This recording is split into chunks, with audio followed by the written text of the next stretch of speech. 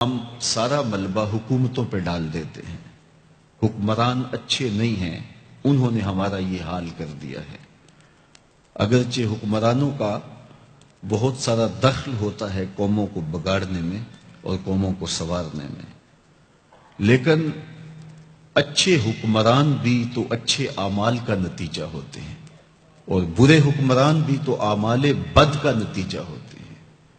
اللہ تعالیٰ جل شانہ نے قرآن مجید میں ایک مقام پہ ارشاد فرمایا، وہ اس بات پہ قادر ہے کہ تمہارے اوپر سے بھی عذاب بھیجے، تمہارے نیچے سے بھی عذاب بھیجے. امام قرطبی نے حضرت عبداللہ ابن عباس رضی اللہ تعالی عنہ سے روایت کی ہے کہ اوپر کا عذاب یہ ہے کہ تمہارے حکمران نااہل ہوں، اور نیچے کا عذاب یہ ہے تمہارے ماتحت خائن ہوں. تمہارے حکمران نااہل ہوں، تمہاری اولادیں نافرمان ہوں، تو یہ اوپر نیچے کا عذاب ہے. تو یہ عذاب کیسے آتا ہے؟ حضور علیہ السلام کا ایک فرمان سنیے. آقا کریم نے ارشاد فرمایا، کما تکونون کذالک یؤمر علیکم، تم جس طرح کے ہوگے تمہارے اوپر اس طرح کے حکمران مسلط کر دیے جائیں گے. اگر تم اچھے نہیں ہو تو رحمتوں کی چھتڑیاں نہیں تانی جائیں گی، اور اگر تم صالح ہوگے تو پھر اچھے لوگ تمہارے اوپر رکھے جائیں گے.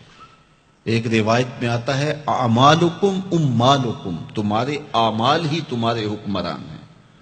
حجاج بن یوسف سے کسی نے کہا کہ تو نے حضرت عمر کا دور خلافت دیکھا ہے، ان جیسا انداز حکمرانی کیوں اختیار نہیں کرتا؟ تو جو اس نے جواب دیا وہ دو لفظی ہے، ذرا سنیے اور اس فلسفے کو سمجھنے کی کوشش کیجیے. حجاج بن یوسف نے کہا، تواضعوا اتعمر لکم، تم ابو ذر غفاری بن جاؤ، میں عمر بن جاتا ہوں. جب رعایا ابو ذر غفاری جیسی ہو تو حکمران عمر جیسے ہوتے ہیں. جب میں کہتا ہوں الہی میرے احوال دیکھ، حکم ہوتا ہے اپنا نامہ اعمال دیکھ.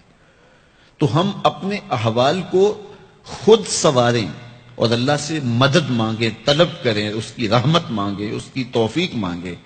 جب ہم خود صحیح ہو جائیں گے تو اطراف میں بھی نور پھیلے گا، ہمارے اوپر بھی رحمتوں کی چھتڑیاں تان دی جائیں گی. لیکن ہم خود سنورنا نہیں چاہتے اور پورے معاشرے کو سنوارنے کی ذمہ داری ہم نے اٹھا رکھی ہے.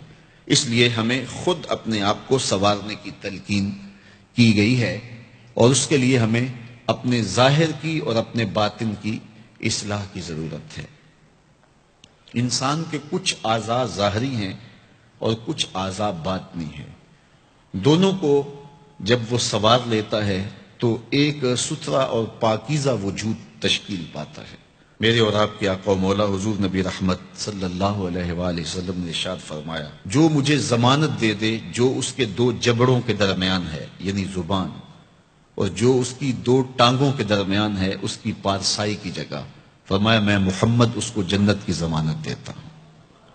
انسان کے بہت سارے گناہ ان دو اعضاء کی وجہ سے ہیں. زبان غیبت بھی کرتی ہے، زبان جھوٹ بھی بولتی ہے، زبان گلہ اور شکوہ کا رنگ بھی اختیار کرتی ہے، الزام تراشی بھی کرتی ہے. تو بہت سارے جرائم زبان کے ہیں. اس لیے ہمیں زبان کی حفاظت کرنے کی تلقین کی گئی. میرے اور آپ کے آقا و مولا نے ارشاد فرمایا، من کانا یؤمن باللہ والیوم الآخر فلیقل خیرا او لیصمت. فرمایا جو اللہ اور پچھلے دن پر ایمان لاتا ہے اس کو چاہیے یا تو کلمہ خیر کہے یا پھر وہ خاموش رہے. تو زبان کو قابو میں رکھو.